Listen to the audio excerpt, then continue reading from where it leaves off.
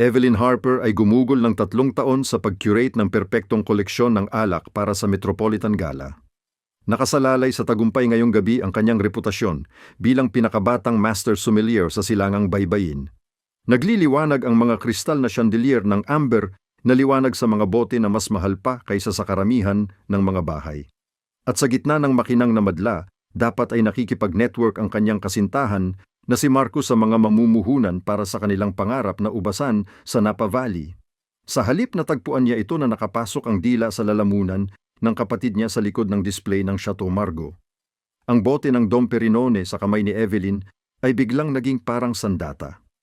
Ang kapatid niyang si Claire, 28 anyos at palaging selos, ay nakalukot ang maayos na kuko sa buhok ni Marcus, katulad ng paghipo ni Evelyn sa kanya noong umaga, nang ipinangako niyang babaguhin ng gala na ito ang kanilang buhay. Ang singsing ng engagement sa daliri ni Evelyn ay nagliliyab na parang paratang. Ikaw talagang salbahis. Matatag ang boses niya, mas malamig pa kaysa sa champagne na ihahain sana niya sa embahador ng Russia. Umatras si Marcus at ang lipstick ay kumalat sa kanyang bibig na parang ebidensya. Wala pang hiya si Claire. Ngumiti lang siya, yung nakalalasong ngiting pinagyayaman niya mula pa pagkabata.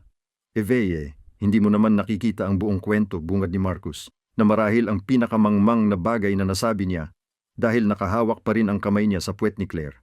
Sumabog ang korok ng champagne. Hindi naman sinadya ni Evelyn na buksan ito, pero kusang gumalaw ang kanyang mga kamay at ngayon ay umaagos ang bula sa kanyang mga knuckles na parang galit na naging likido. Nahatak ang pansin ng mga bisita sa malapit. Nararamdaman niyang nakatitig sa kanila ang mga mata at naririnig niya ang mga bulong na kumakalat sa gitna ng madla na parang apoy. Gaano katagal? Tanong ni Evelyn ng mariin, pinipigilan ng kanyang pagsasanay bilang sommelier ang boses na manatiling kalmado kahit na nagkakabuwag ang mundo niya. Gaano katagal ka ng kapatid ko? Tumawa si Claire. Talagang tumawa ka pa, ha? Mula pa sa engagement party mo, mahal. Nagtapat siya ng pag-ibig sa'yo sa tanghali at nasa loob na niya ako bago maghating gabi. Palagi kang masyadong abala sa pagkahumaling mo sa alak para mapansin mo kung ano ang nawawala sa'yo. Mas tumama ang mga salita kaysa sa anumang sampal. 6 na buwan. 6 na buwan na silang nagpaplano ng kasal habang nakikipagtalik siya sa sariling kapatid. Sobrang masigla ang tugtugin sa gala.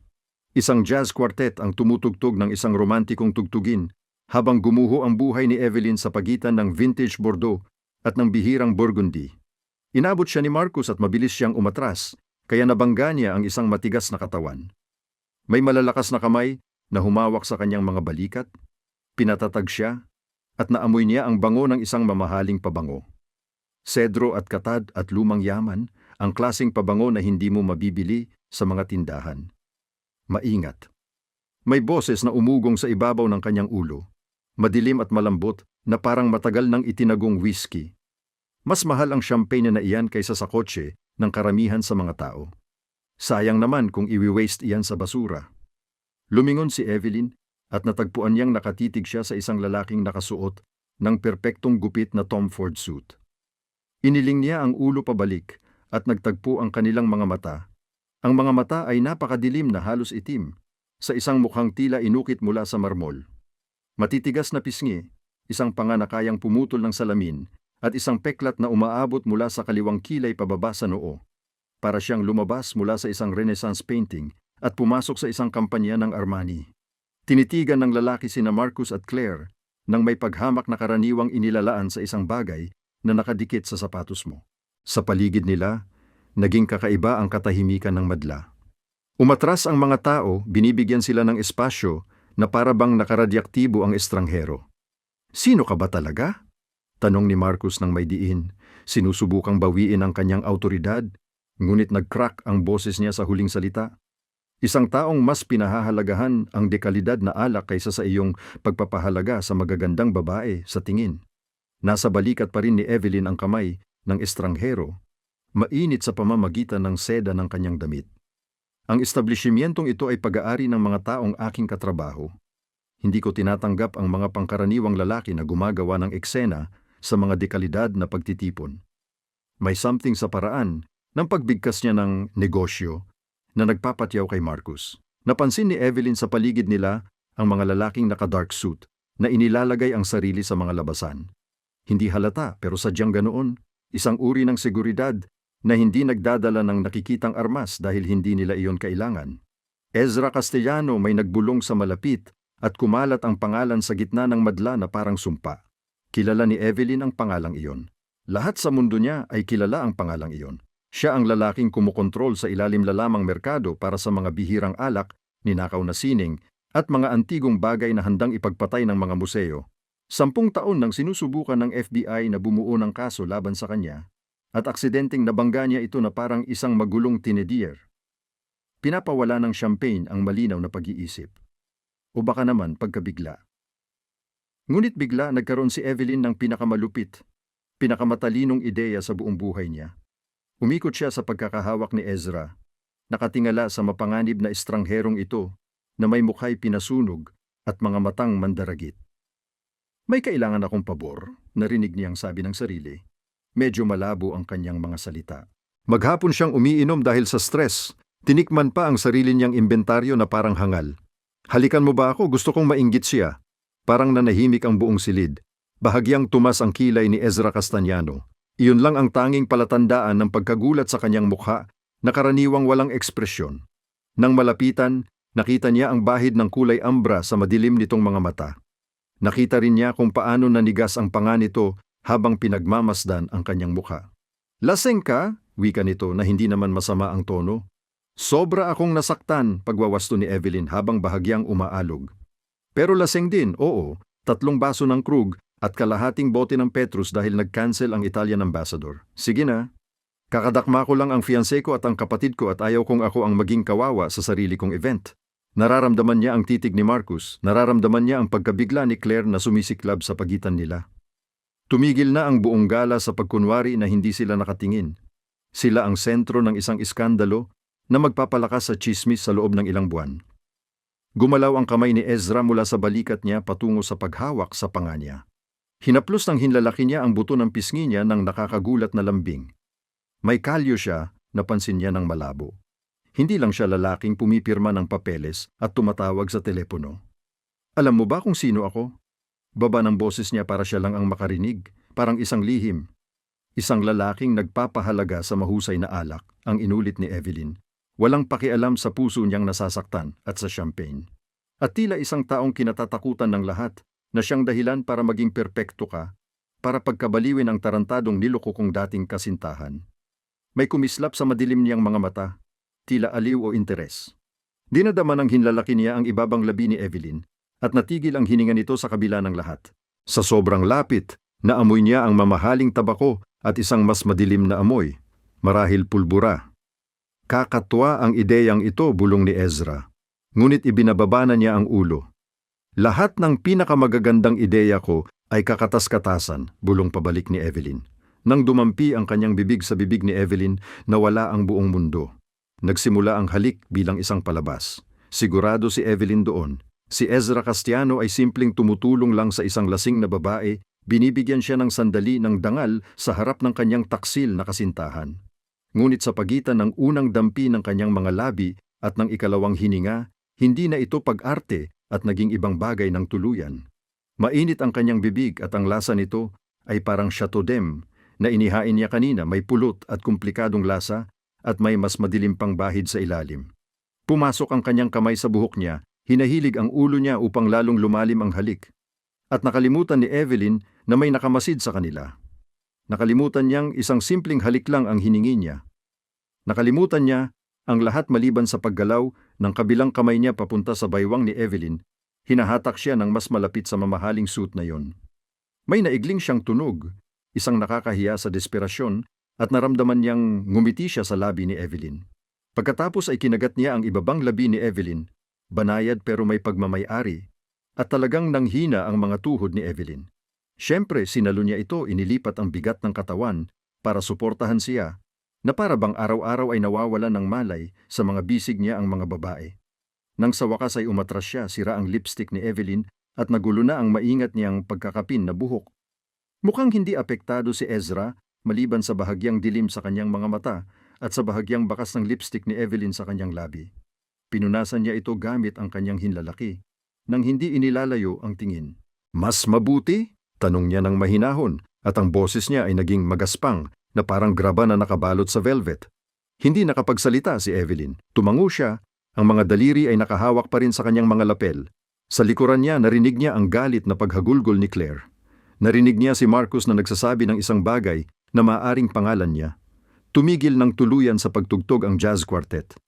Mabuti.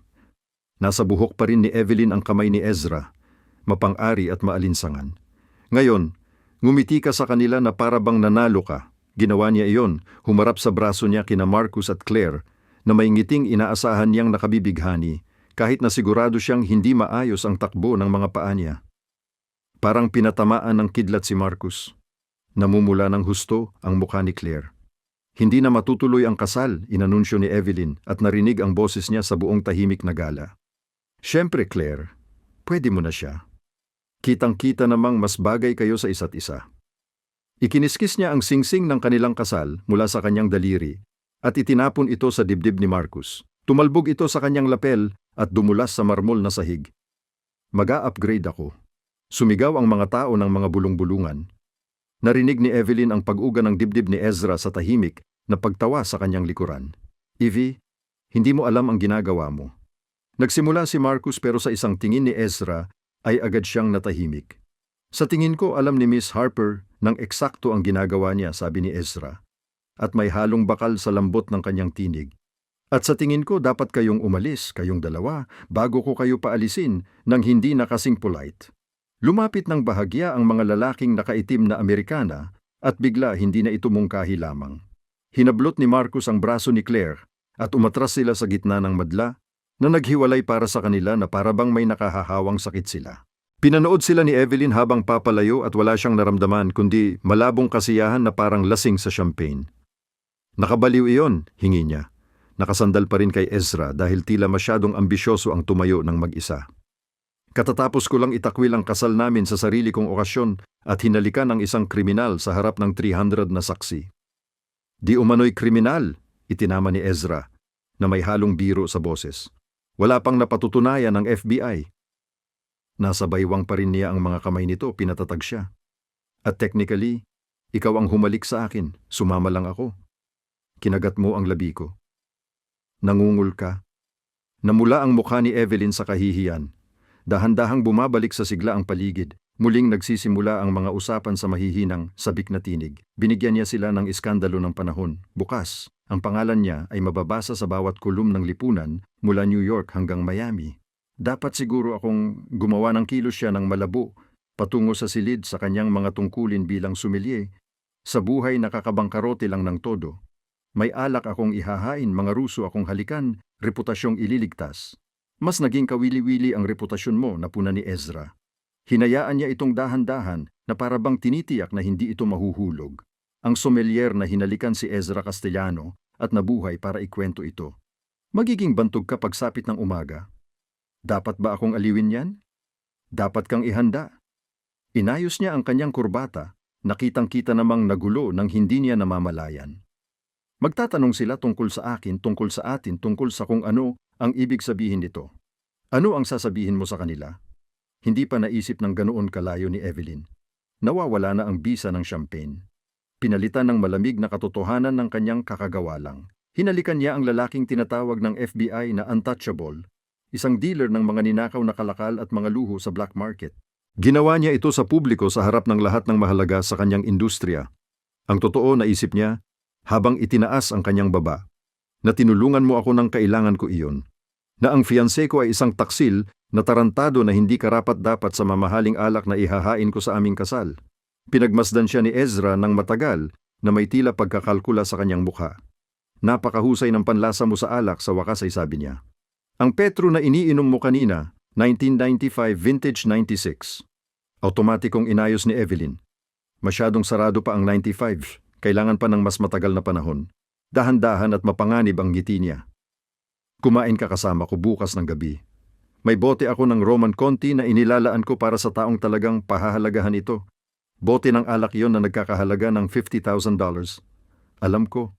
Inilabas niya mula sa kanyang bulsa ang isang card. Matte black na may pilak na embossing. Isang numero ng telepono. Wala nang iba. 812. Magpapadala ako ng kotse. Kinuha ni Evelyn ang card. Nagdampi ang mga daliri nila. Baliw ito. Nasabi mo na yan, yumuko si Ezra, mainit ang hininga niya sa tenga ni Evelyn, pero sasabihin mong oo dahil lang mausisa ka, dahil ang halik na yon ang unang tapat na nangyari sa'yo sa loob ng 6 na buwan.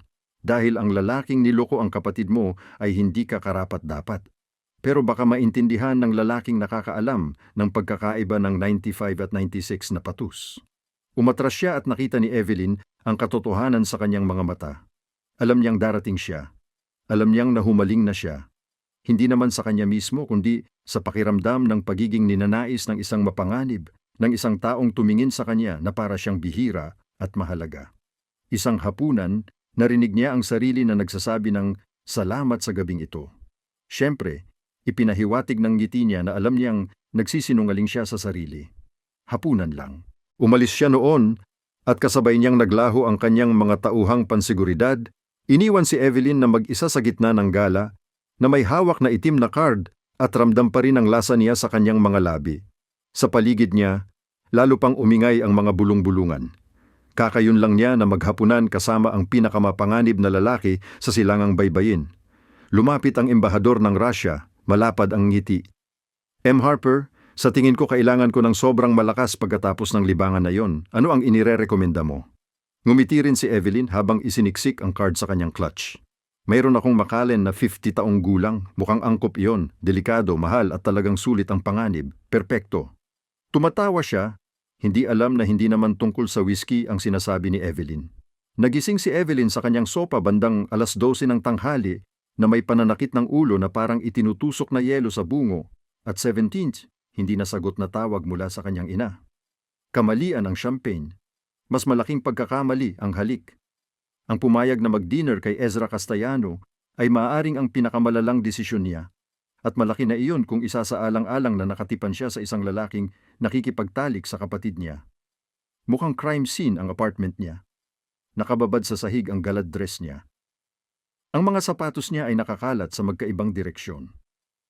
Nakaupo sa coffee table ang itim na card parang nag-aakusa at nakakaakit. Hinanap niya si Ezra ng 3:00 ng umaga, hindi makatulog at tila nalulunod sa pag-iisip. At nakakatakot ang mga resulta ng paghahanap. Mga federal na investigasyon.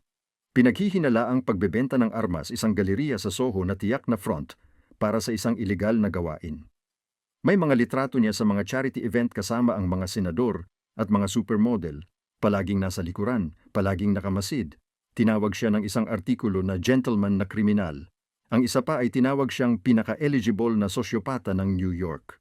At hiningi niyang halikan siya. Nagmakaawa nga siya sa harap ng 300 na saksi. Tumunog muli ang telepono niya, ang nanay niya. Sinagot ito ni Evelyn nang may pag-uurong ng isang nahaharap sa bitay. Evelyn Marie Harper, ano ba sa ngalan ng Diyos ang iniisip mo? Ang boses ng kanyang ina ay tila makakapagbabalat ng pintura. Nasa pahina 6 ka ng Daily Mail. May mga litrato mo na hinihalikan mo ang kriminal na yon.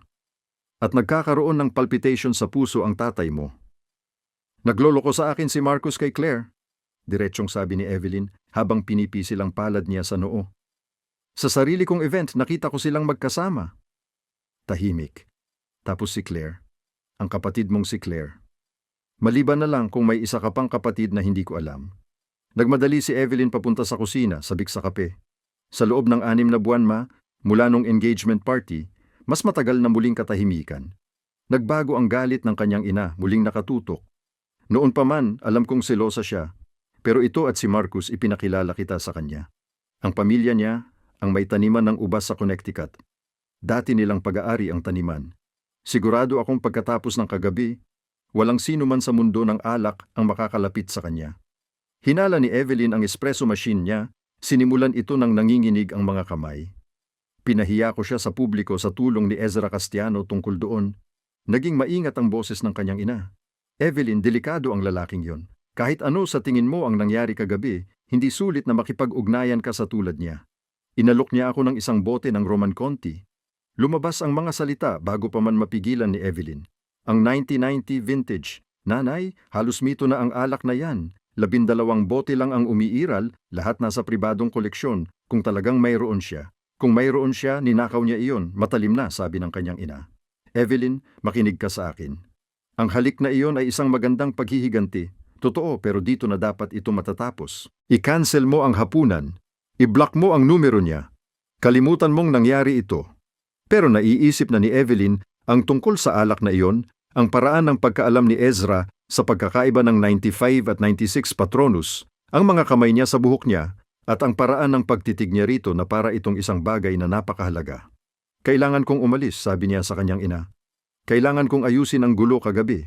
Binaba niya ang telepono bago pa man makapagtalo ang kanyang ina at tinitigan ang kanyang refleksyon sa madilim na screen ng kanyang telepono. Magulo ang kanyang buhok. Nakahilata ang kanyang makeup. Para siyang galing sa digmaan, pero mukha rin siyang buhay sa paraang matagal na niyang hindi naramdaman. Ang natitirang bahagi ng araw ay naging bangungot ng pag-aayos ng pinsala. Tumawag ang boss niya sa kumpanya ng pamamahagi ng alak at nakakagulat na napakasuporta. Ayon sa balita, triple raw ang interes sa kanilang susunod na gala dahil sa iskandalo. Tumawag din ang mga vendor niya, kalahati ay nag-aalala, kalahati ay nabighani. Lahat ay gustong malaman tungkol kay Ezra, tungkol sa halik, tungkol sa kung ano ang nangyari pagkatapos. Nagpadala si Claire ng isang text, pagbabawian mo ito. Nagpadala si Marcus ng 12, mula sa paghingi ng paumanhin hanggang sa galit at pagbabanta. Binablock siya ni Evelyn nang sa ika-6 ay nabanggit na ang mga abogado. Bandang 7:30 ng gabing iyon, nakatayo siya sa harap ng kanyang aparador, sinusubukang magdesisyon kung ano ang isusuot sa hapunan kasama ang isang kriminal. Isang bagay na nagsasabing, hindi ako natatakot sa di umano'y pagbebenta mo ng armas, pero pinahahalagahan ko rin ang $50,000 na bote ng alak. Pinili niya ang isang itim na bestida, simple at elegante, na may perlas ng kanyang lola. Kung pupunta siya sa impyerno, mas mabuti pang magmukhang klasiko habang ginagawa iyon. Dumating ang kotse ng eksaktong 8:00.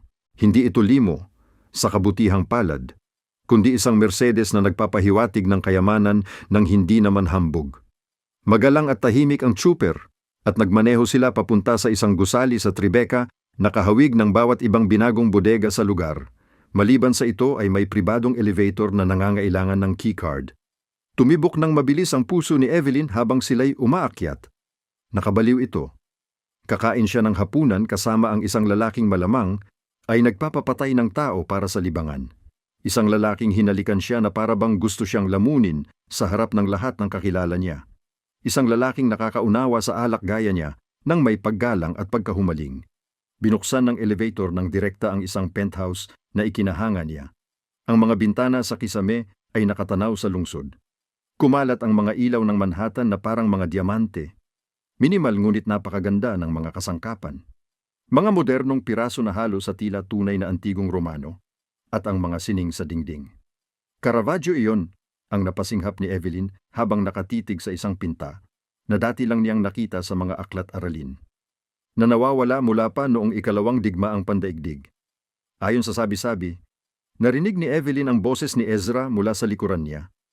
Mas gusto kong isipin na nailipat lang ito sa isang taong nagpapahalaga rito.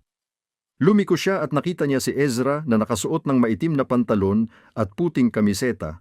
Nakapulupot ang manggas hanggang siko. Hindi kasing formal kagabi, pero sa hindi maipaliwanag na paraan, mas mapanganib. May hawak siyang baso ng alak sa bawat kamay, pareho namang walang laman. Dumating ka, sabi niya, at may kasiyahan sa kanyang tinig. May ninakaw kang Caravaggio sa pader mo, ang sagot ni Evelyn. Siyempre naman ako'y dumating. Kitang-kita namang nagkakamali ako ng mga desisyon ngayong linggo. Ngumiti siya. Ang mabagal, mapanganib ng ngiti na yon. Ang alak ay humuhupa sa silid-kainan. Pero una, kailangan kong malaman, nandito ka ba dahil gusto mo o dahil galit ka pa rin sa ex mo, pareho? Lumapit si Evelyn, naakit sa kabila ng kanyang mas mabuting paghuhusga. Marahil wala sa dalawa. Marahil gusto ko lang makita kung kasing ganda ng naaalala ko ang halik na yon o kung dahil iyon sa champagne. Isang paraan lang para malaman. Inilapag ni Ezra ang mga baso at inabot siya. Binigyan siya ng pagkakataong umatras. Hindi siya umatras. Iba ang halik na ito, mas mabagal at mas sinadya. Walang manonood, walang pag-arte, ramdam ang pagiging pribado at mapanganib. Hinawakan ng kanyang mga kamay ang baywang ni Evelyn, hinihila siyang mas malapit at hinayaan ni Evelyn na malunod dito. Hinayaan niyang makalimutan na marahil ito ang pinakamalalang ideyang naisip niya kailanman. Nang maghiwalay sila, humihinga siyang mabigat at ang mga mata niya ay naging madilim. Mas maganda kaysa sa naaalala ko, inamin niya. Mabuti. Kinuha niya muli ang mga baso ng alak. Ngayon, tikman mo ang isang bagay na magpapahamak sa iyo sa lahat ng ibang alak. Isinilbi ang hapunan sa isang silid na pinangungunahan ng isang bintana at isang mesa na kasya ang 12, ngunit inihanda para sa 2. Ang Roman Conti ay nasa isang decanter, kulay garnet at kumikislap sa liwanag ng kandila. Inihain ito ni Ezra nang may pag-iingat na nararapat, at nang tikman ito ni Evelyn, siya ay napasinghal. Diyos ko, ang alak ay parang seda at belwel at ang lahat ng perpektong bagay sa mundo. Ito. Wala akong masabi. Hindi naman. Pinanood siya ni Ezra sa kabilang gilid ng baso. Kaya gusto kong ibahagi ito sa iyo. Sa isang taong nauunawaan kung gaano ito kahalaga lampas sa presyo. Nag-usap sila tungkol sa alak, tungkol sa ilegal na merkado, tungkol sa kung paano niya nakuha ang bote na ito, ang partikular na kayamanang ito. Maingat si Ezra sa mga detalye. Hindi kailanman inamin ang anumang lantad na ilegal, ngunit malinaw ang mga pahiwatig. Nangangalakal siya ng mga bagay na hindi dapat ibinebenta, mga bagay na dapat nasa mga museo o silong. Bakit alak? Tanong ni Evelyn, na lalo pang naglakas loob dahil sa Burgundy. Sa dami ng pwede mong ipagpalit, bakit alak at sining pa ang pinagtutuunan mo ng pansin? Dahil maganda sila, simpleng sagot ni Ezra. Dahil karamihan sa mga tao ay tinitingnan ang mga ito bilang kalakal, pamumuhunan, simbolo ng katayuan. Pero ang ilang tao, mga taong katulad mo, tinitingnan ang mga ito bilang sining, bilang kasaysayan, bilang isang bagay na karapat-dapat panatilihin. Kahit na ninakaw mo ang mga ito, mas gusto kong isipin na inililigtas ko ang mga ito sa mga taong hindi karapat-dapat. Puno na naman ang baso niya.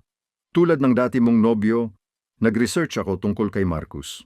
Ang ubasan ng pamilya niya ay gumagawa ng pangkaraniwang punwar na sobra ang taas ng presyo para sa mga turista. Hindi niya nauunawaan ang alak. Gusto lang niyang kumita rito at iba ka. Pero nakangiti si Evelyn.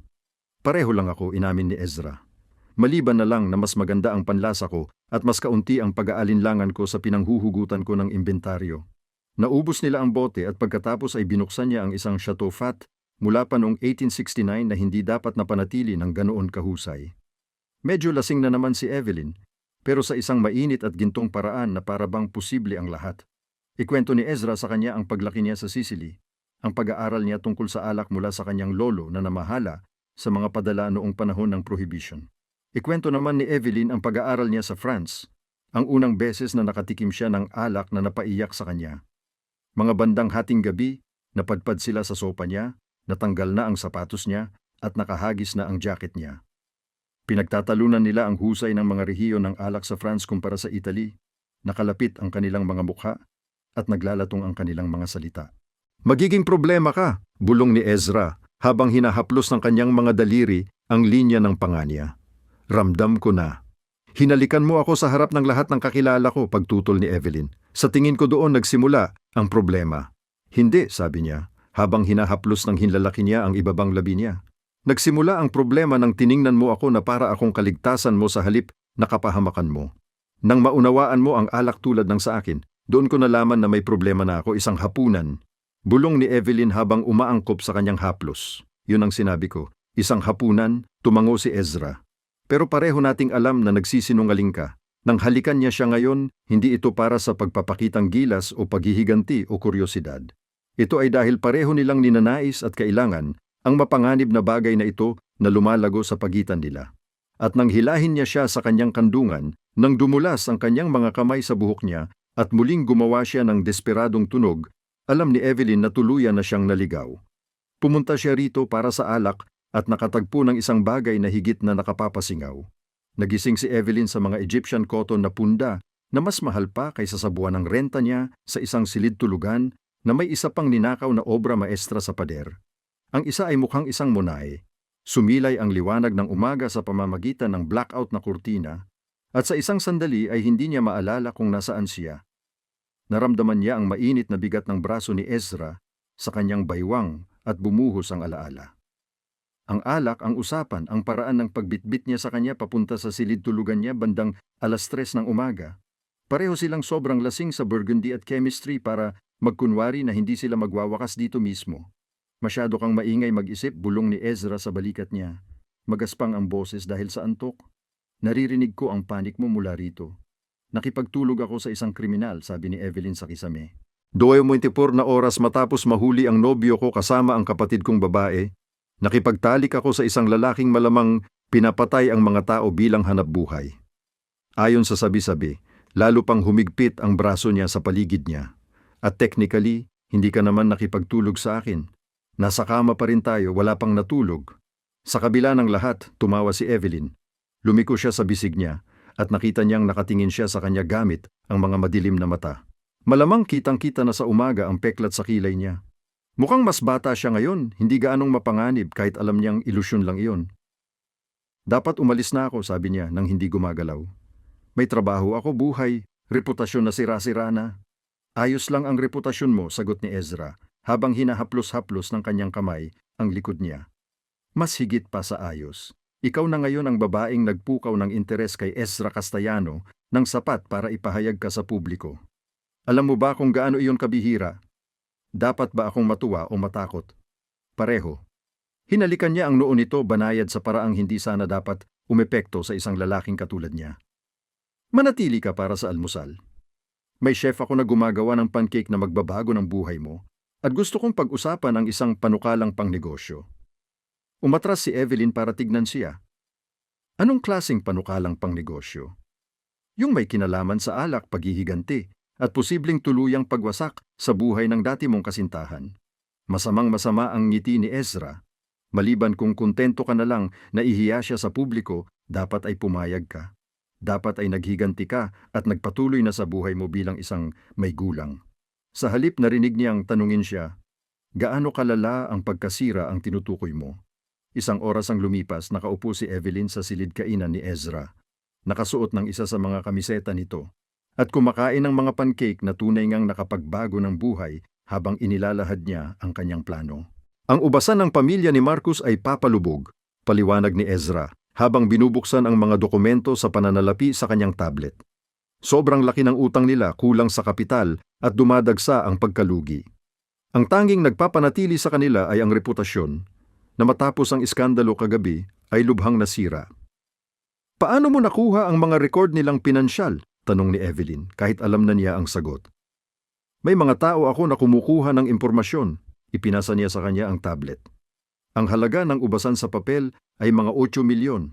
Sa totoo, kalahati lang niyan ang halaga. Maganda ang lupa, pero dekada na nilang pinamamahalaan ng hindi maayos. Maling pagpili ng ubas, lipas na kagamitan, pangkaraniwang eksperto sa alak. Pinag-aralan ni Evelyn ang mga numero. Ang utak niya bilang sommelier ay automatikong nagtala ng mga problema. Maaari nilang maibalik ang sitwasyon sa tamang pamumuhunan. Mas magagandang tanim na ubas, makabagong kagamitan, isang bihasang tagagawa ng alak. Tama. Ang ngiti ni Ezra ay purong mandaragit, kaya bibilhin ko ito sa pamamagitan ng isang shell company na hindi matutuntun sa akin. Mag-aalok ako ng sapat lang para makaligtas sila sa utang, pero hindi sapat para makapagsimula muli sa kahit saan nakagalang-galang. At ano ang susunod? Pero nagsisimula ng maintindihan si Evelyn, nagsisimula ng makita ang magandang kalupitan nito. Pagkatapos hihiramin kita bilang master ng alak, ire-rebuild mo ito para maging isang bagay na pambihira. Gagawa tayo ng mga alak na nanalo ng internasyonal na parangal na tatalo sa mas mabahong iyon na magpapatingin sa pangkaraniwang Pinot Noir ni Marcus na parang basura sa grocery. Yumuko si Ezra pasulong, nakatutok. Kukunin natin ang lahat ng dapat sanay sa kanya, ang pamana ng pamilya niya, at gagawin nating mas maganda. Gagawin nating maalamat. Mapaghiganti ito at maliliit na bagay at lubos na napakatalino. Dapat ay tumanggi si Evelyn.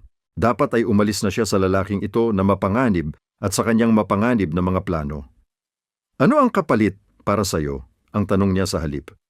Maliban sa panunood mong winawasak mo ang ex mo, umigting si Ezra. Isang lehitimong negosyo para paglabhan ng pera. Isang ubasan na talagang gumagawa ng bagay na karapat-dapat inumin. At ikaw na magtatrabaho para sa akin, nakatali sa akin sa paraang malinaw na pinili mo ako kaysa sa kanya. Baliw ka. Paulit-ulit mong sinasabi ang salitang iyan. Inabot niya ang kamay niya sa ibabaw ng mesa at hinawakan ang kamay nito. Pero hindi mo sinasabi ang hindi. Tinitigan ni Evelyn ang kanilang magkahawak na kamay Ang pagkakaiba ng kanyang hubad na mga daliri kung saan dati naroroon ang kanyang singsing ng pakikipag-engage at ang mga daliri nito. Matibay at may peklat. Ito ang lahat ng itinuro sa kanya na iwasan. Ang makipag-ugnayan sa isang kriminal, ang paghaluin ng negosyo sa paghihigante, ang hayaan ng atraksyon na manibabaw sa karaniwang pag-iisip. Pero si Marcos ay nakikipagtalik sa kapatid niya ng 6 na buwan at pinlano niyang pakasalan ito habang likod ni Claire. At ngumiti si Claire tungkol dito, tumawa habang lalo pang pinapasakit ang damdamin. Gusto kong kontrolin ang lahat ng desisyong may kinalaman sa alak, sabi ni Evelyn. Ganap na kalayaan sa pagpili ng ubas, mga paraan ng produksyon at distribusyon. Tapos, at ang pangalan ko sa etiketa, hindi sa iyo, hindi sa isang shell company, akin.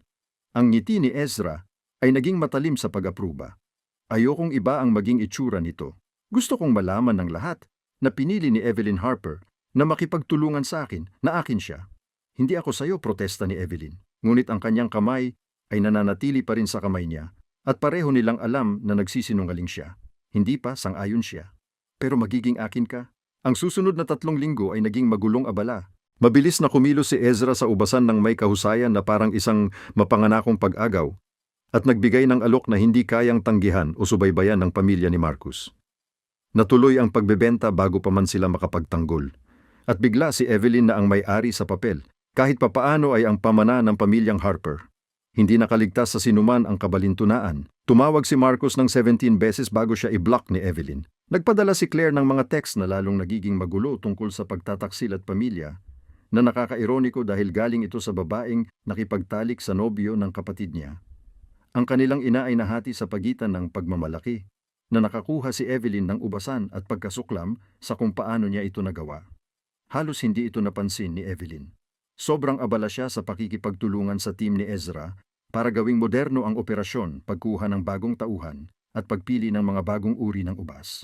May mga pinagkukunan si Ezra na hindi niya kailanman pinangarap.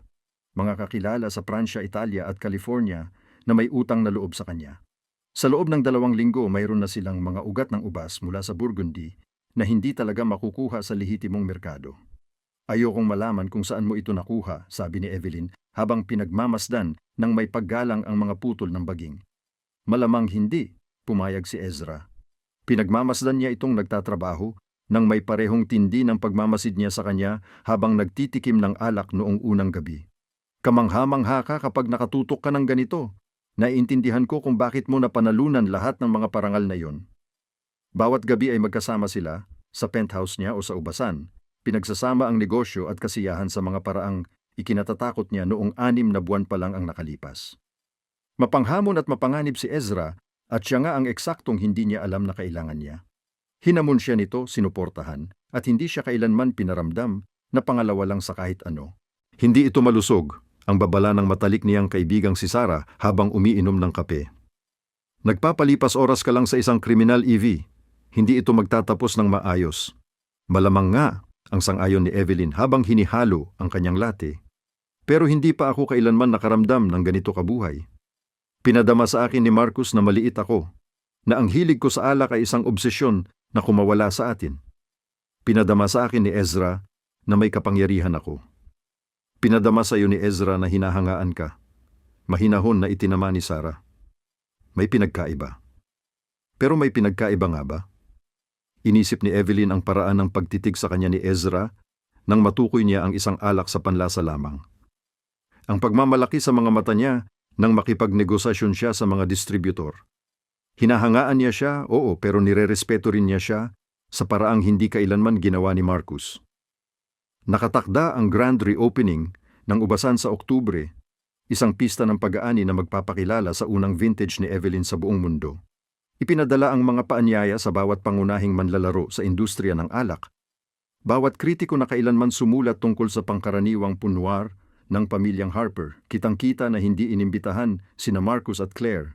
Isang araw bago ang pagdiriwang, nakatayo si Evelyn sa inayos na silid pagtikim. Pinapanood ang mga manggagawa na nagbabitin ng mga ilaw at nag-aayos ng mga mesa. Hindi na katulad ng dati ang itsura ng lugar sa ilalim ng pamilya ni Marcus. Mukhang elegante at moderno ito, handang gumawa ng mga alak na magiging bahagi ng kasaysayan. Nerbiyos, lumitaw si Ezra sa tabi niya, May dalang dalawang baso ng alak. Ang kanilang unang vintage, isang punwar na hinog sa French oak sa loob ng eksaktong 90 araw. Natakot. Umamin si Evelyn habang kumukuha ng isang baso. Paano kung hindi ito sapat na maganda? Paano kung sinira ko ang pamana ng Harper sa halip na iligtas ito? Tikman mo, mahinahong utos ni Ezra. Ginawa niya at bumaha ng ginhawa sa kanya. Bata pa ito, oo, kailangan pa ng mas maraming oras pero nandoon na ang pinakasustansya. Komplikado, malalim, isang pahiwatig ng magiging hitsura nito. Magiging pambihira ito. Magiging perpekto ito, sabi ni Ezra habang binabasa ang ekspresyon niya. Katulad mo, hindi ako perpekto, protesta ni Evelyn. Mapaghiganti ako at maliliit ang isip ko at nakikipagtalik ako sa isang kriminal para maghiganti sa ex ko. Akusadong kriminal, itinama niya ng may ngiti. At nakikipagtalik ka sa akin dahil gusto mo. Ang paghihiganti ay bonus lang. Inilapag niya ang baso niya at hinila siyang papalapit. Kailangan kitang sabihan ng isang bagay. Ang kaseryosohan ng kanyang tono ay nagpabilis sa tibok ng puso niya. Ano? Iniimbestigahan ako. Buong buwan nang bumubuo ng kaso ang FBI at papalapit na sila. Gaano kalapit? Nanlalamig ang sikmura ni Evelyn. Alam na niya na darating ito. Alam niya mula nang alamin niya tungkol sa kanya na si Ezra Castellano ay nabubuhay sa utang na panahon. Pero ang malaman ito sa pangkalahatan at marinig itong sabihin ng malakas ay magkaibang bagay. Sapat na para manerbiyos ang mga abogado ko. Sapat na para kailangan kong simulan ng paghiwalayin ang mga lehitimong negosyo ko sa mga hindi gaanong lehitimo. Matatag ang mga kamay ni Ezra sa kanyang baywang, kalmado ang boses. Ibig sabihin, kailangang maging sayo ng buo ang ubasan. Walang shell companies, walang nakatagong pagmamay-ari, ikaw lang. Malalaman nila, agad na sabi ni Evelyn. Malalaman nilang ikaw ang nasa likod nito, na konektado ako sa iyo. Hindi tayo mapoprotektahan nito, mapoprotektahan ka nito, itinama niya. Kung mahuhulog ako, at maaring mangyari iyon, magkakaroon ka ng plausible deniability. Isang ubasan na lehitimong pag-aari mo, binili ng perang malinis na nilaunder bago ito nakarating sa iyo. Maaari nilang hinalaan ang gusto nila, pero hindi nila mapatutunayan na alam mo kung saan galing ang pondo. Tumayo si Evelyn para tingnan siya. Pinlano mo ito mula pa sa simula. Hindi lang tungkol sa paghihiganti o alak ang ubasan. Ito ay para mabigyan mo ako ng isang lehitimong bagay bago tuluyang magbagsak ang lahat. Oo, walang paumanhin, walang hiya. Sinabi ko sa iyo noong unang gabi, napakagaling ng panlasa mo sa alak. Karapat-dapat ka sa isang ubasan na katugma ng iyong talento, kahit narito ako para masiyahan kasama ka o hindi. Parang magtutungo ka sa bilangguan ang dating ng pananalita mo. Sinasalita ko lang, ang isang lalaking nakakaintindi ng posibilidad. Hinawakan ni Ezra ang mukha ni Evelyn gamit ang kanyang mga palad. Ang hinlalaki ay dumadampi sa pisngi nito. 15 taon ko na itong ginagawa, Evelyn. Nakalusot ako sa mga bagay na dapat sana'y ikinulong ako habang buhay. Sa huli, maaabutan din ng tsansa. Dapat ay nagagalit siya. Dapat ay naramdaman niyang ginamit siya, minanipula at pinasubo. Sa halip, ang tanging naramdaman niya ay isang matinding, hindi inaasahang proteksyon. Ang mapanganib na lalaking ito ay binigyan siya ng ubasan, tinulungan siyang maibalik ang kanyang karera, tiningnan siya na para siyang pinakamabihirang vintage na umiiral. Paano kung ayoko ng posibleng pagsalikway? Tanong ni Evelyn. Paano kung gusto kong lumaban para sa'yo? Mangmang ka noon, sabi ni Ezra. Pero magaspang ang boses niya dahil sa damdamin, at ikaw ang pinakamatalinong babaeng kilala ko. Ipangako mo sa akin na kung magiging masama ito, hahayaan mo akong umalis. Kukunin mo ang ubasan at gagawin mong isang bagay na maganda. At kakalimutan mo ang kriminal na tumulong sa iyo para maghiganti. Hindi ko yan maipapangako, Evelyn. Hindi. Hinalikan niya ito ng mariin at desperado. Hindi mo pwedeng ibigay sa akin ang lahat nang hindi ko alam na gusto ko at saka hilingin na kalimutan kita. Hindi ganoon ang takbo nito. Ganyan talaga dapat ang takbo nito, sabi ni Ezra sa tabi ng kanyang bibig. Pero hinalikan niya rin ito pabalik. Ang mga kamay niya ay nakalikot sa kanyang buhok. Hindi ako mabuting lalaki. May mga nagawa ako na ikakatakot mo. Hindi ako makakakuha ng masayang wakas kasama ang napakatalinong sommelier. Baka hindi ko naman gusto ang mabuting lalaki, ang sagot ni Evelyn. Baka gusto ko ang lalaking nakakaintindi kung bakit mas maganda ang 96 Petrus kaysa sa 95, na tumulong sa akin na sirain ang dati kong kasintahan, na tumitingin sa akin na parang mas mahalaga ako kaysa sa lahat ng ninakaw na sining sa koleksyon niya. Nagmahalan sila sa silid pagtikim, desperado at matindi, napapaligiran ng mga bariles ng alak na tatagal pa kaysa sa anumang mangyayari pagkatapos. Pagkatapos noon, nakahiga sa sahig na unan ang jacket ni Ezra, nagpasya si Evelyn. Hindi kita pakakawalan, mahinahon niyang sabi. Kung darating ang FBI, ipapakuha kita ng pinakamahusay na mga abogado. Kung kailangan mo ng alibi, ako ang magiging alibi mo. Kung mapupunta ka sa bilangguan, bibisitahin kita tuwing linggo dala ang mga bote ng alak na hindi ko dapat ipinuzlit. Tumawa si Ezra, masakit ngunit taus-puso. Baliw ka.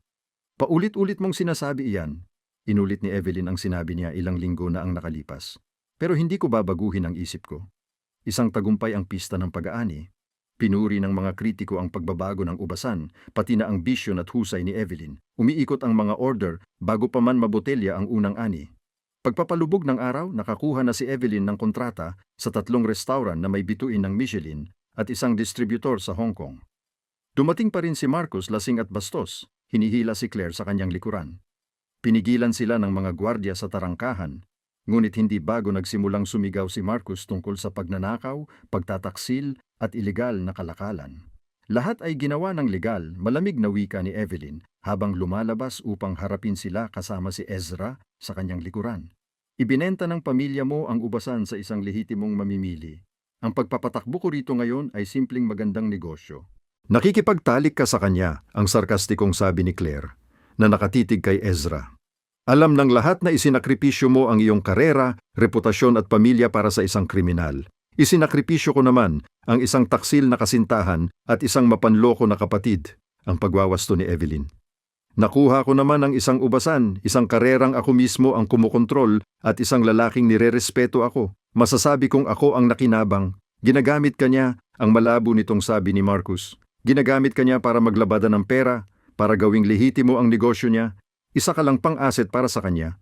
Naramdaman ni Evelyn na nanigas si Ezra sa likuran niya. Naramdaman niya ang galit nito na parang isang pisikal na bagay. Pero hindi niya kailangan na ipagtanggol siya nito. Hindi sa pagkakataong ito.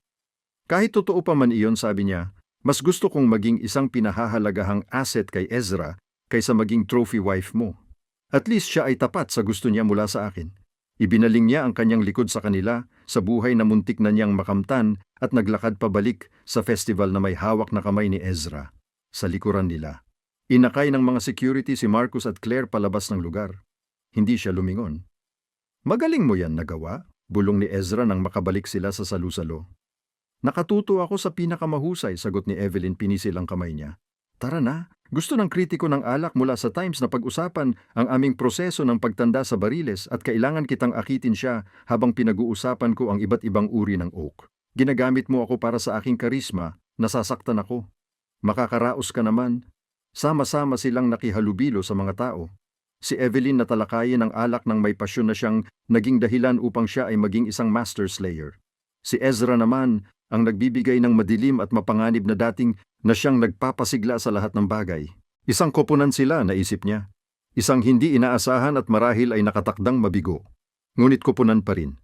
Habang papalubog ang araw sa taniman ng ubas at pinipinturahan ang langit ng mga kulay rosas at ginto, nakatayo si Evelyn kasama si Ezra sa beranda at pinapanood ang kanilang mga bisita na nagtutoast gamit ang alak na may nakalagay na pangalan niya sa etiketa.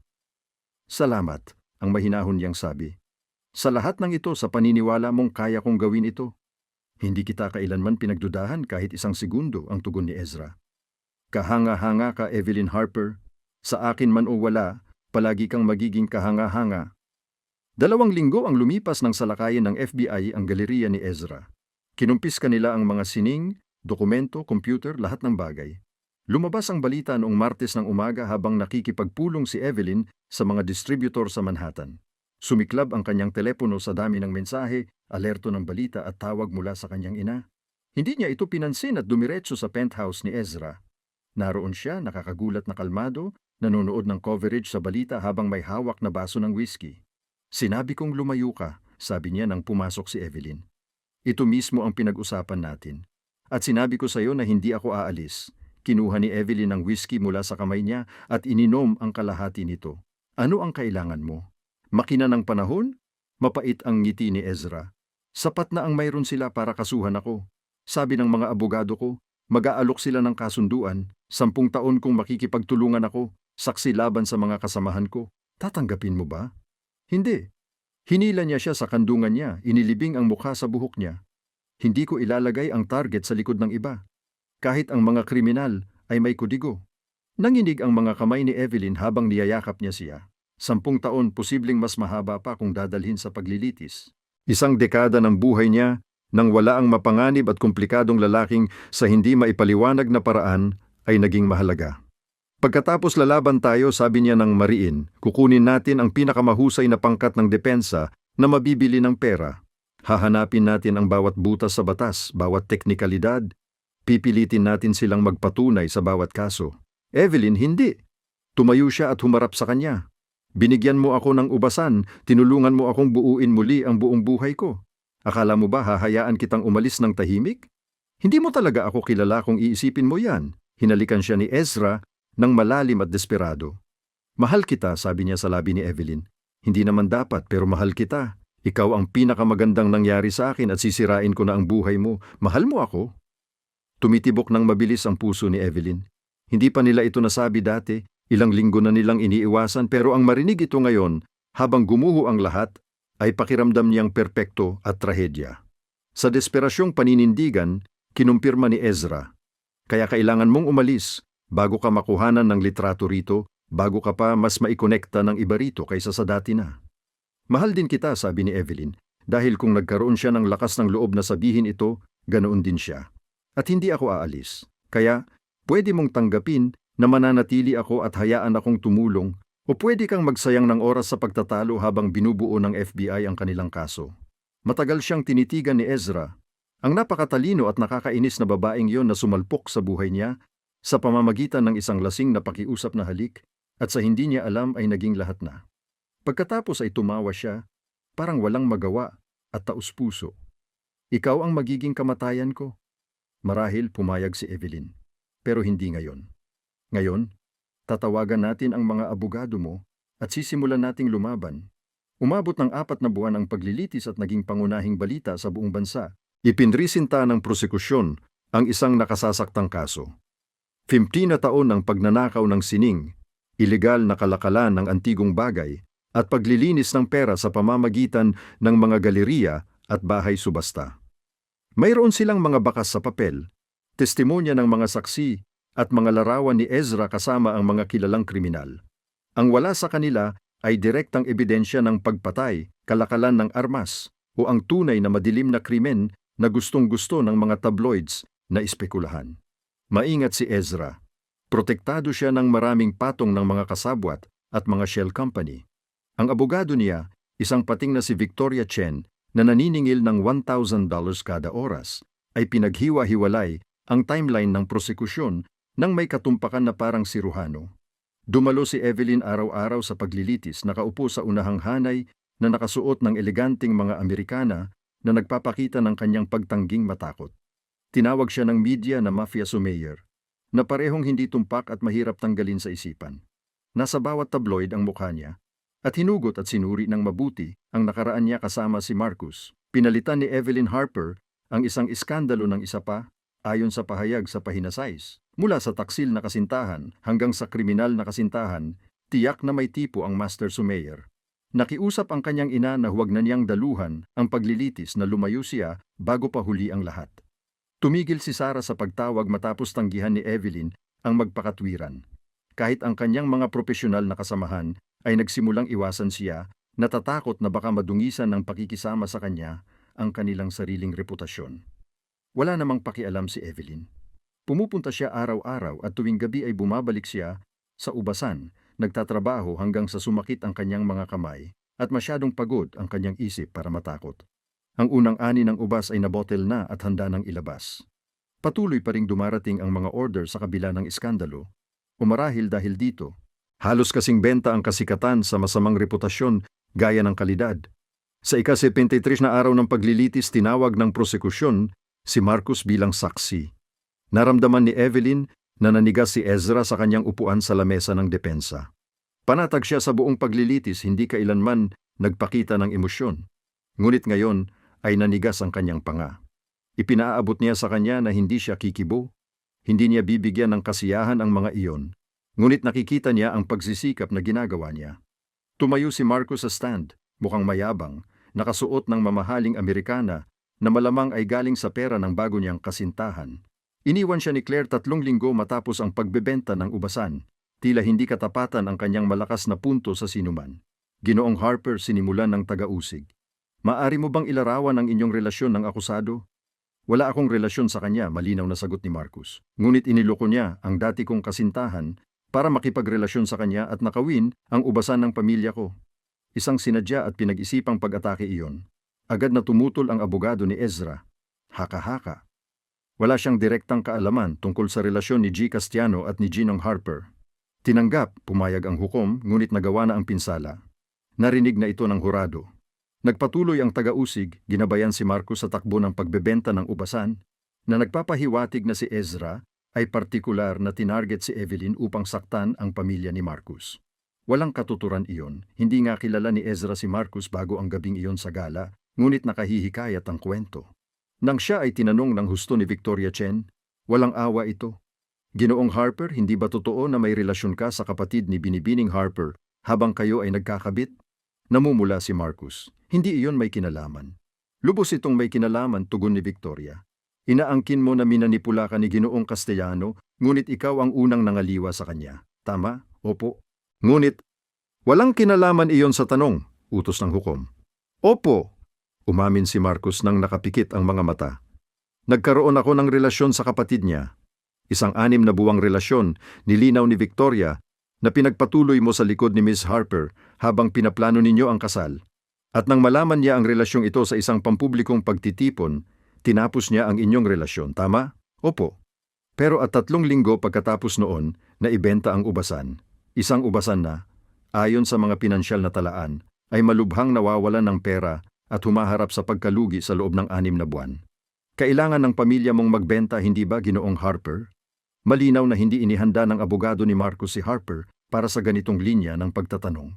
Nagtatilisik siya habang nagpapaliwanag tungkol sa pansamantalang paghihirap at hindi magandang ani, ngunit hawak ni Victoria ang mga dokumentong pinansyal.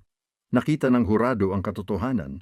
Matagal nang nalulugmok sa pagkabigo ang ubasan bago pa man ito bilhin ni Ezra.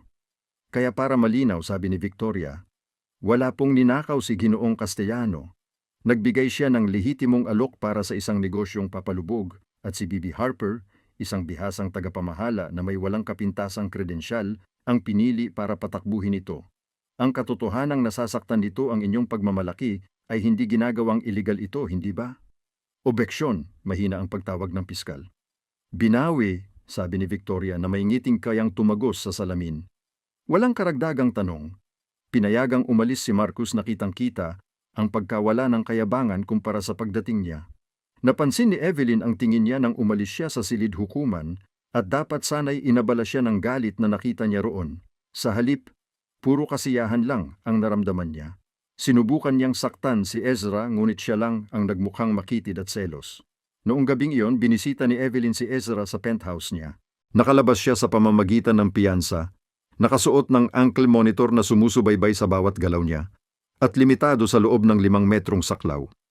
Pinapatay siya ng mga paghihigpit. Nakikita niya ito sa tensyon sa mga balikat niya.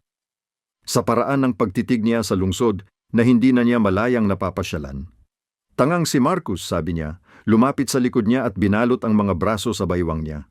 Sinira siya ni Victoria, magaling siya sa trabaho niya, tumango si Ezra. Binalot ng mga kamay niya ang mga kamay ni Evelyn, hinahawakan ang mga ito sa dibdib niya. Pero hindi nito binabago ang mga katotohanan, kasong money laundering ang kaso laban sa akin, kahit papaano. Kahit pa madismiss ni Victoria ang kasong pagnanakaw ng sining, nakatingin ako sa 5 hanggang 7 taon. Hindi magpakailanman ang 5 hanggang 7 taon, sabi ni Evelyn. Kahit na naninigas ang lalamunan niya, nandyan pa rin ang ubasan, nandito pa rin ako.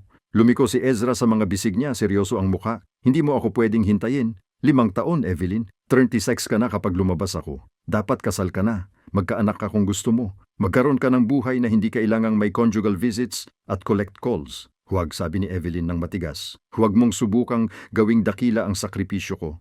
Isang babaeng may sapat na gulang ako na gumagawa ng sarili kong mga desisyon. Kung gusto kitang hintayin, desisyon ko yon, Bobo yang desisyon, kung ganoon, bobo ako. Hinila niya ito pababa para sa isang halik na ang lasa ay pagtanggi at pagkadismaya. Mahal kita. Hindi ako hihingi ng paumanhin para doon at hindi ako aalis dahil lang naging mahirap ang sitwasyon. Nagmahalan sila nang may pagmamadali ng mga taong nauubusan ng oras. At pagkatapos nakahiga sa kama niya na napapaligiran ng mga ninakaw na sining at mamahaling kumot, tinanong ni Ezra, "Pakakasalan mo ba ako?" Nanginig si Evelyn. "Ano? Pakasalan mo ako?"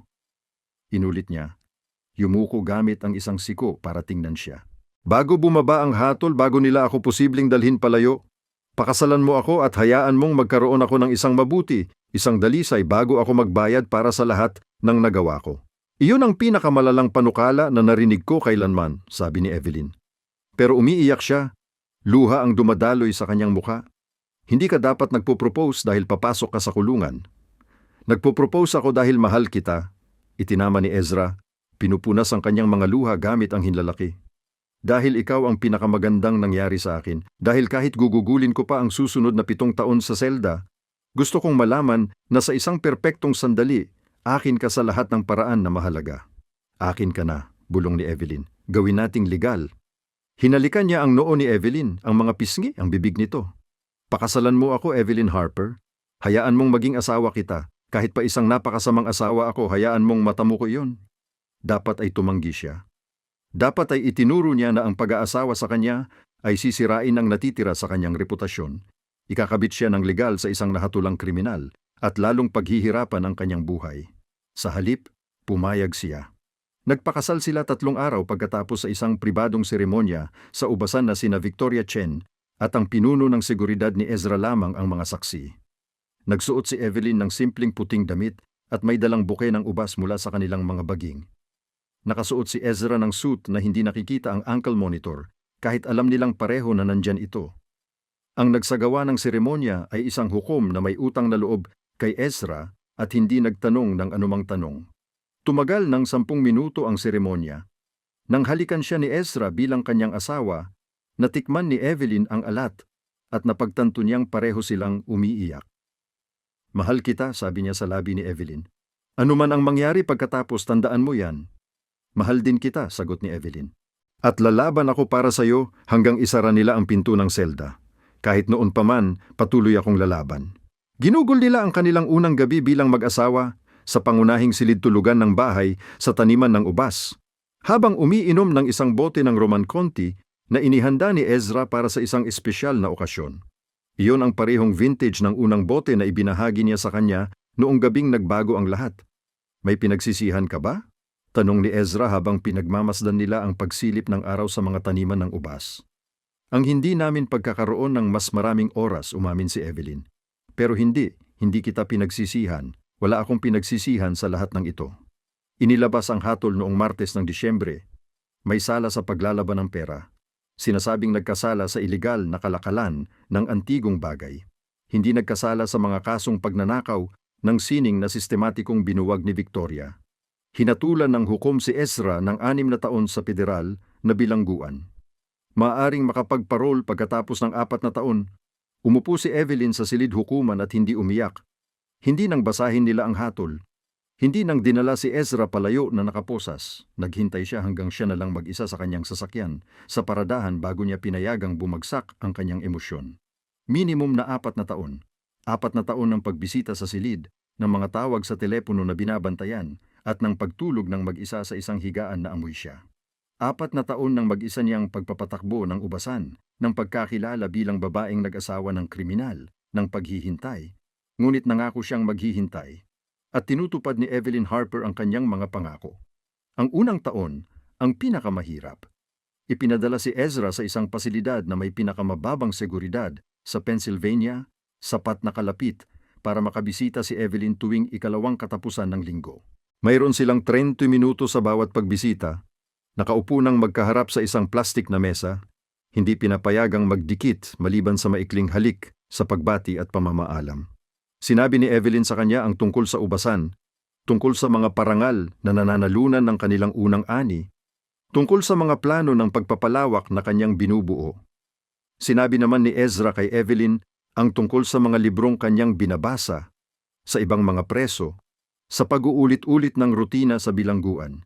Hindi nila pinag-usapan kung gaano sila mag-miss sa isa't isa. Masyadong masakit iyon at hindi naman sapat ang oras. Sa gabi mag-isa sa bahay ng ubasan, nagtratrabaho si Evelyn hanggang sa siya'y manghina at makatulog. Ibinuhos niya ang sarili sa paggawa ng alak, bumubuo ng mga bagong timpla, nagsusubok ng mga teknik na nabasa niya lamang.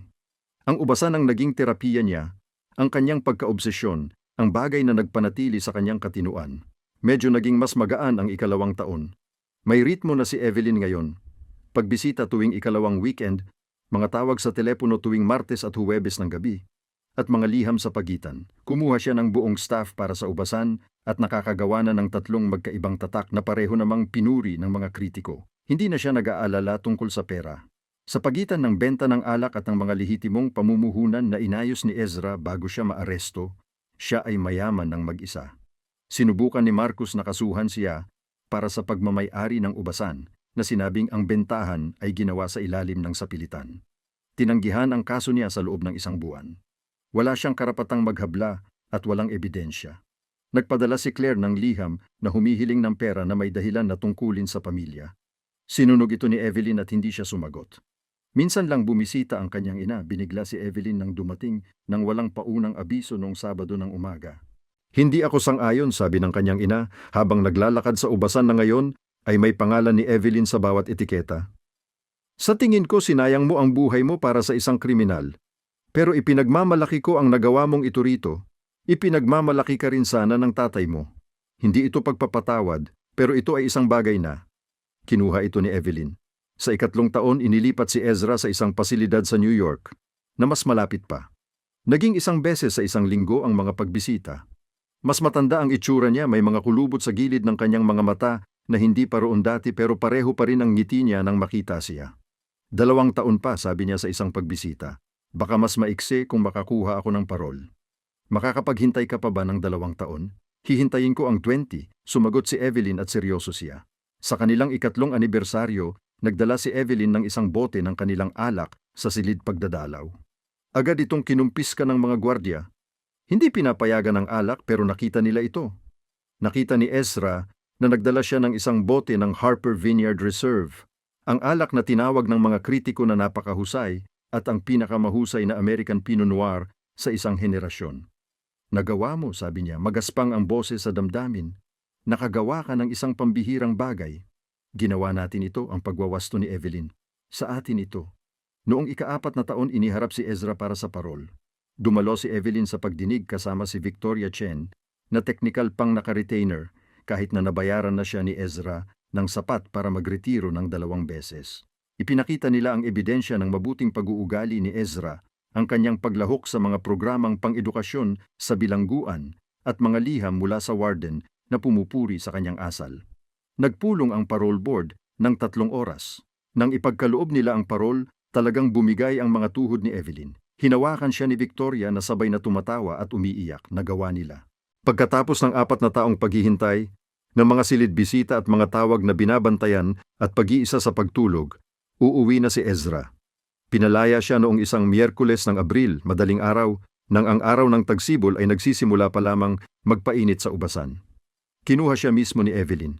Nakatayo sa labas ng tarangkahan ng bilangguan na nakasuot ng maong at isa sa mga lumang kamiseta niya. Ang buhok niya ay nakabukol ng magulo. Nang lumabas si Ezra, mukhang mas payat at mas matanda siya pero agad siyang nakita ng mga mata nito. Tumakbo siya papunta rito. Hindi alintana ang dangal o pagtitimpi at sinalo siya nito. Itinaas mula sa lupa na parabang walang bigat. "Hi," sabi nito. Nakabaon ng mukha sa buhok niya. "Hi," sagot ni Evelyn na umiiyak at tumatawa. Maligayang pag-uwi. Nagmaneho sila papunta sa ubasan ng tahimik. Magkahawak ang mga kamay, hindi makapagsalita dahil sa labis na emosyon. Nang makarating sila sa bahay, tumigil si Ezra at nakatitig. Pinalawak niya ito, nagdagdag ng 2 palapag at isang maayos na silong para sa alak. Malinis na malinis ang paligid, mabigat ang mga baging sa bagong paglaki. Sa kalayuan, nakita niya ang mga manggagawa na nag-aasikaso sa mga taniman. Nagpapatuloy ang gawain sa ubasan na parang isang makinang maayos ang takbo. "Naging abala ka," mahinahon na sabi ni Ezra. Marami akong oras na kailangang punan, sagot ni Evelyn. Tara, may ipapakita ako sa iyo. Dinala niya siya sa silid-imbakan ng alak, bagong gawa at perpektong kinokontrol ang klima. Mga hanay ng bote ang nakalinya sa mga pader, iba't ibang taon ng paggawa at label, lahat ay may pangalang Harper. Ngunit sa gitna ng silid sa isang lugar na parangalan, nakalagay ang isang bote sa isang pasadyang display case. Roman Conti, 1945. Hindi mo ginawa yan, ang bulong ni Ezra. Ginawa ko ang kumpirmasyon ni Evelyn. Hinanap ko ito sa pamamagitan ng isa sa mga dati mong kontak. Huwag mong itanong kung alin o kung magkano ang binayaran ko. Ayaw mong malaman. Pero iningatan ko ito para sa araw na ito. Binuksan niya ang kahon at inalis ang bote gamit ang may paggalang na mga kamay. Ang vintage na ito na ginawa kaagad pagkatapos ng ikalawang digmaang pandaigdig, nang kakaunti ang materyales sa paggawa ng alak at ang bawat bote ay napakahalaga, ay maalamat, nagkakahalaga ng hindi bababa sa $200,000, marahil higit pa. Nakakabaliw ito, sabi ni Ezra, ngunit nakangiti siya. Palagi mo nang sinasabi yan, biro ni Evelyn, na inuulit ang unang usapan nila. Inilabas niya ang 2 kristal na baso, ang mga dekalidad na binili niya para sa partikular na sandaling ito. Pero hindi mo ako mapipigilan. Sabay nilang binuksan ang bote, hinayaan itong huminga ng eksaktong 10 minuto bago ibuhos. Ang kulay ng alak ay parang garnet at mga dahon ng taglagas. At nang tikman ito ni Evelyn, talagang namangha siya. Oh my God, extraordinary? Tanong ni Ezra habang pinagmamasdan ang mukha niya. By extraordinary, iabot niya sa kanya ang baso nito. Ito ang dapat na maging katangian ng alak. Kasaysayan at sining at pagnanasa sa anyong likido. Ininom nila ito ng dahan-dahan, nilalasap ang bawat lagok. Nakaupo sa sahig ng silid-imbakan ng alak na parang mga kabataang palihim na kumukuha ng alak ng kanilang mga magulang. Sa labas, ang ubasan ay puno ng buhay. Sa loob, taglay nila ang perpektong sandaling ito, ang perpektong alak na ito, ang perpektong muling pagkikita na ito.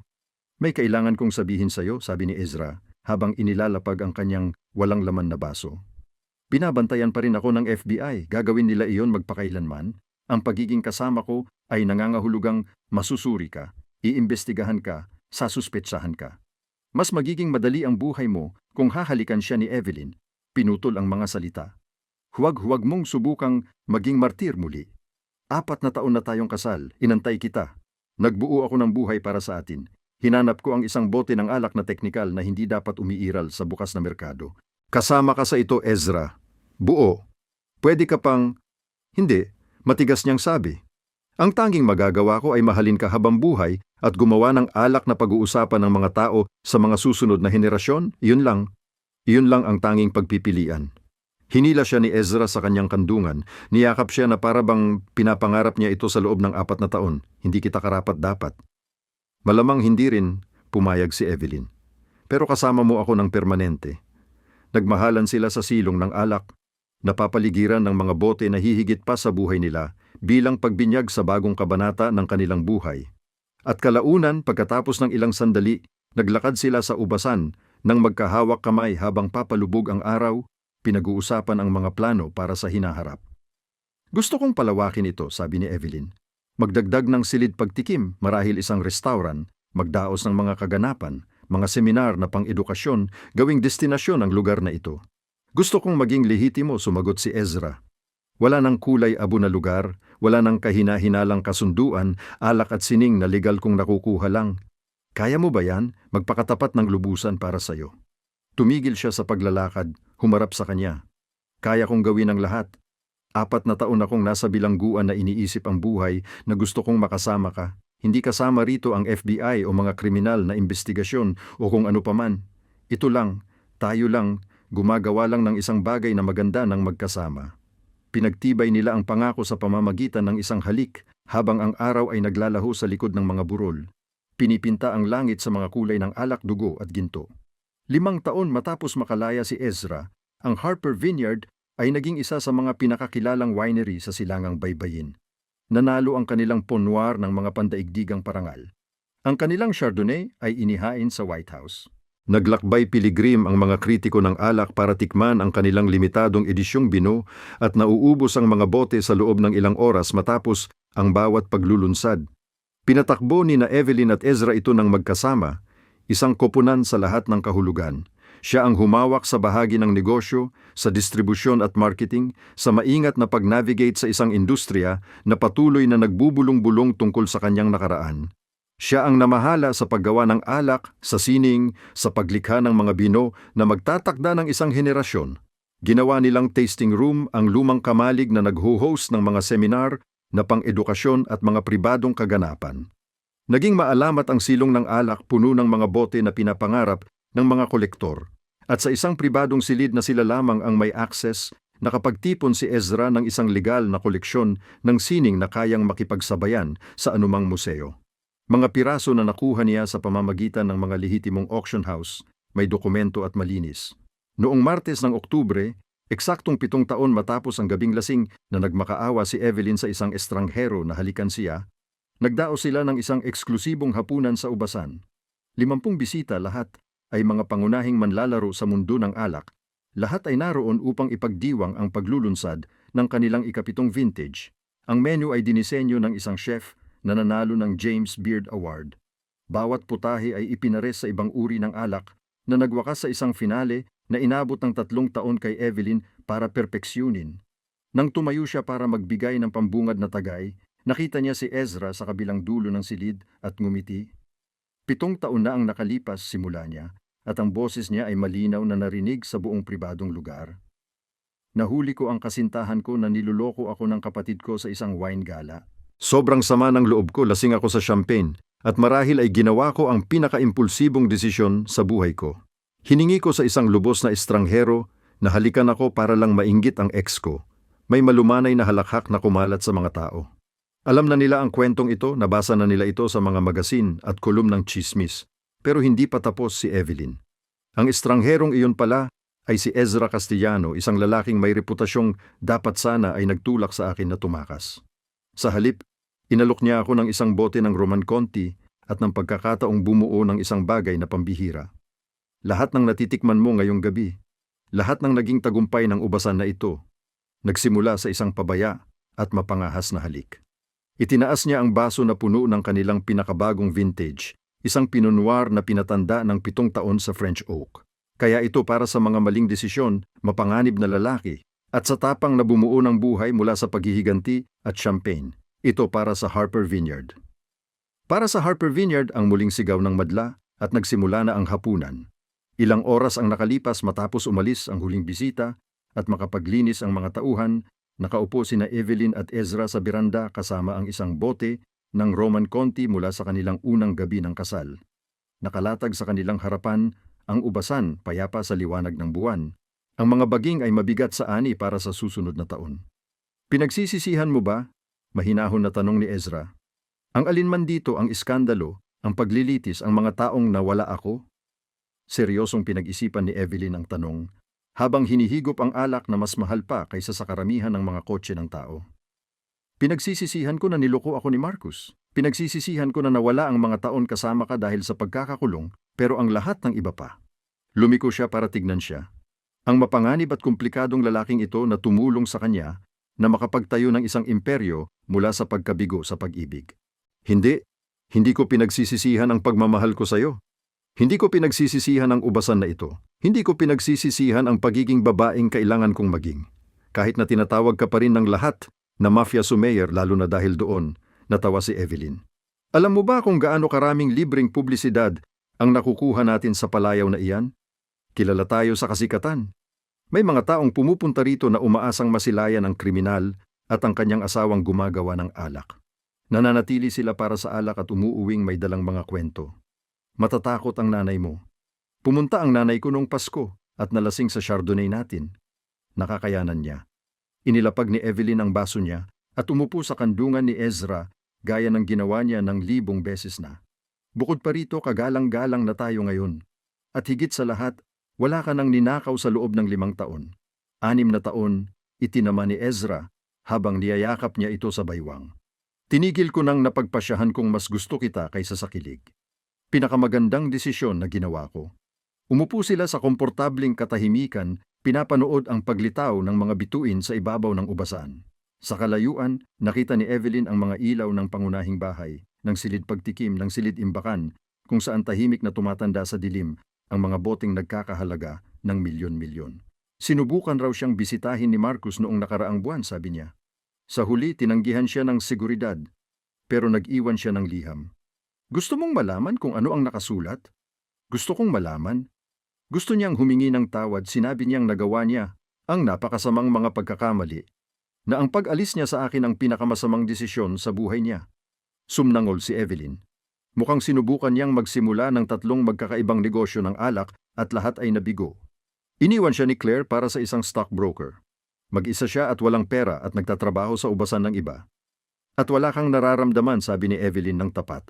Tinitigan ko ang sulat na yon at wala talaga akong naramdaman. Wala ni galit ni kasiyahan, wala talaga. Hindi siya mahalaga. Isang paunawa sa kwento na naging mas malaki pa kaysa sa paghihiganti. Dapat padalhan natin siya ng isang bote, mungkahi ni Ezra, na may halong biro sa tinig. Ang pinakabago nating gawa, hayaan mong matikman niya kung ano ang maaari sana niyang makamtan. Mababaw iyon, mababaw akong tao. Hinalikan niya ang leeg nito na nagpanginig sa kanya. Bukod pa rito, ang pinakamagandang paghihiganti ay ang mabuting pamumuhay at masasabi kong namumuhay tayo ng napakaganda. Nagmahalan sila sa beranda sa ilalim ng mga bituin, hindi alintana ang posibleng iskandalo o hindi tamang gawain. Mag-asawa sila. Pag-aari nila ang ubasan at ang 7 taong pakikipaglaban para sa isa't isa ay sinunog ang anumang natitirang hiya. Mamaya nakabalot sa kumot at pinaghahatian ang huling Roman AI, tinanong ni Evelyn. Sa tingin mo ba ay magkakasama rin tayo kung hindi siya ng babae? Kung hindi ako pumunta sa gala na yon? Hindi, ang tapat na sagot ni Ezra. Sa tingin ko ikakasal ka pa rin sa kanya, magkakaroon ng pangkaraniwang buhay na gumagawa ng pangkaraniwang alak at tahimik na magdurusa. Sa tingin ko mahuhuli rin ako sa huli at mapupunta sa bilangguan na wala nang babalikan sa bahay. Kaya malaking tulong nga ang ginawa ni Claire sa atin nang naging isang masamang tao siya. Minsan, ang pinakamasamang tao ang lumilikha ng pinakamagandang pagkakataon. Itinaas niya ang mukha ni Evelyn para halikan siya ng dahan-dahan at malalim. Dapat magpadala ako sa kanya ng card na nagpapasalamat. Huwag mo ngang subukan. Naubos nila ang alak nang sumapit ang madaling araw sa ubasan, pinipinturahan ang mga baging ng mga lilim ng rosas at ginto. 7 taon na mula ng unang halik na iyon. 4 na taon na mula nang makalaya si Ezra. Isang buong buhay ang nasa unahan nila, na magtatayo ng isang bagay na maganda mula sa iskandalo at champagne at pag-ibig na nakaligtas sa federal na bilangguan. Mahal kita, sabi ni Evelyn, habang pinagmamasdan ang pagsilip ng araw. Ang di umano'y kriminal ko, ang mapanganib kong lalaki, ang asawa ko. Mahal din kita, ang sagot ni Ezra habang lalo niyang hinigpitan ang pagkakayakap sa kanya. Ang aking napakatalinong sumayer, ang aking kapareha, ang aking kaligtasan. Nakaupo silang magkasama habang nagigising ang ubasan sa paligid nila.